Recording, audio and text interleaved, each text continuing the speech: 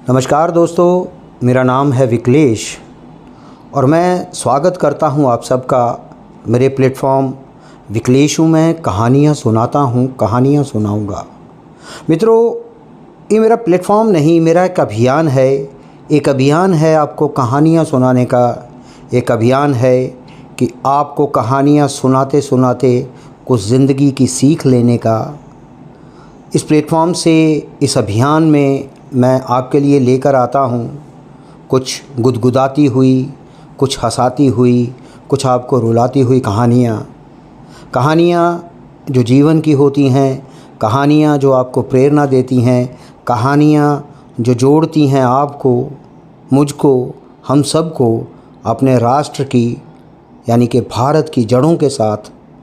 तो जुड़िए मेरे इस अभियान, मेरे इस प्लेटफॉर्म जिसका नाम है विकलेश हूँ। मैं कहानियाँ सुनाता हूँ, कहानियाँ सुनाऊँगा। नमस्कार। इसी के साथ मैं आपको लेके चलता हूँ कहानियों की दुनिया में। आज की जो 2-3 कहानियाँ हैं वो बड़ी खूबसूरत सी कहानियाँ हैं, थोड़ी पुरानी कहानियाँ हैं, लेकिन उसमें जो सीख है वो नई है। क्योंकि इस तरह की जो कहानियाँ जो मैं आपके सामने कह रहा हूँ, ये कहानियाँ सदा जिंदा रहती हैं और सदा इसका जो इम्पैक्ट है वो सदा बना रहता है। मित्रों, एक गांव में एक नाई और उसकी पत्नी अपने बच्चों के साथ सारे रहते थे। नाई बहुत ईमानदार आदमी था और वो अपनी कमाई से बहुत संतुष्ट था। उसे किसी तरह का कोई लालच नहीं था और नाई की पत्नी भी अपने पति की कमाई हुई आय से बड़ी कुशलता से अपनी गृहस्थी को चलाती थी। कुल मिलाकर ये कहा जाए कि उनकी जिंदगी पत्नी और बच्चों के साथ बड़े आराम से, बड़ी हंसी खुशी के साथ गुजर रही थी। कारण ये था कि वो अपनी कमाई से संतुष्ट था। वो जो नाई था अपने काम में बड़ा निपुण था और उसकी चर्चा हर जगह होती थी। एक दिन वहाँ के राजा ने उस नाई को अपने पास बुलाया और उसे कहा कि मैंने तुम्हारे काम के बहुत चर्चे सुने हैं, तुम रोज महल में आकर मेरी हजामत बना दिया करो। नाई ने प्रसन्नता से इस राजा का यह प्रस्ताव स्वीकार कर लिया और नाई को रोज हजामत बनाने के लिए 1 स्वर्ण मुद्राएं मिलने लगी। 1 स्वर्ण मुद्रा बहुत अच्छी कमाई। इतना सारा पैसा पाकर नाई की पत्नी बहुत खुश हो गई। अब उनकी जिंदगी और आराम से कटने लगी। घर में किसी चीज की कमी नहीं रही और हर महीने अच्छी रकम की बचत भी हो जाती थी। यानी कि वह, उसकी पत्नी और उसके बच्चे खुशी खुशी रहने लगे। एक शाम जब वो नाई अपना काम निपटाकर महल से अपने घर की तरफ वापस आ रहा था तो रास्ते में मुझे एक आवाज सुनाई दी। वह आवाज एक यक्ष की थी। यक्ष ने नाई से कहा, मैं तुम्हारी ईमानदारी से बहुत खुश हूं। मैंने तुम्हारी ईमानदारी के बड़े चर्चे सुने हैं और तुम्हें स्वर्ण मुद्राएं से भरे 7 घड़े मैं देना चाहता हूं। क्या तुम मेरे दिए हुए घड़े लोगे? नाई पहले तो थोड़ा डरा, पर दूसरे ही पलक उसके मन में लालच आ गया और उसने यक्ष को जो घड़ों की जो बात कह रहा था उसे लेने का निश्चय कर लिया। नाई ने हाँ में उत्तर दिया और नाई का उत्तर सुनकर उस आवाज ने नाई से फिर कहा, ठीक है, ये 7 घड़े तुम्हारे घर पहुंच जाएंगे। और उस दिन जब नाई अपने घर पहुंचा तो वाकया ही उसके कमरे में 7 घड़े रखे हुए थे। नाई ने तुरंत ही अपनी पत्नी को सारी बात बताई और वो दोनों घड़ों को खोलकर देखना शुरू कर दिया। उन्होंने देखा कि 6 घड़े तो पूरे भरे हुए हैं, लेकिन 7वां जो घड़ा है वो थोड़ा खाली है, आधा है।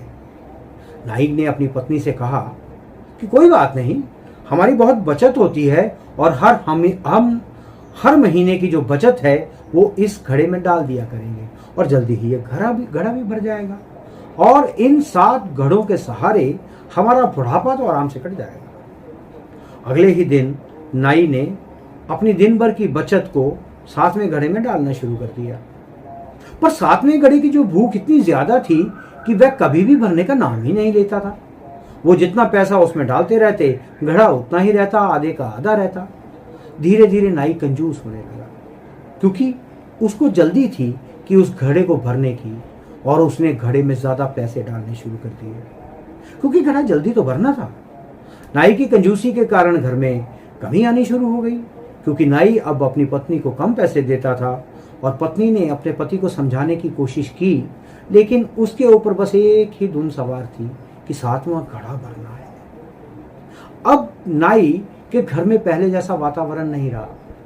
उसकी पत्नी कंजूसी से तंग आकर बात बात पर अपने पति से लड़ती और घर के झगड़ों से नाई परेशान हो गया और चिड़चिड़ा हो गया।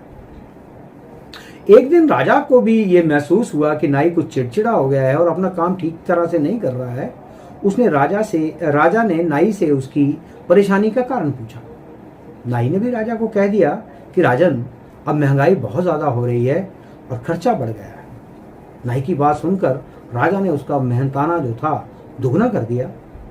लेकिन कुछ दिनों के बाद फिर राजा ने देखा कि पैसे बढ़ाने के बाद भी नाई खुश नहीं है और अब और भी परेशान और चिड़चिड़ा रहता है। एक दिन राजा ने नाई से पूछ लिया कि मुझे ये एक बात बताओ, कहीं तुम्हें यक्ष ने 7 घड़े तो नहीं दे दिए? नाई के सिर पर घड़ों पानी पड़ गया।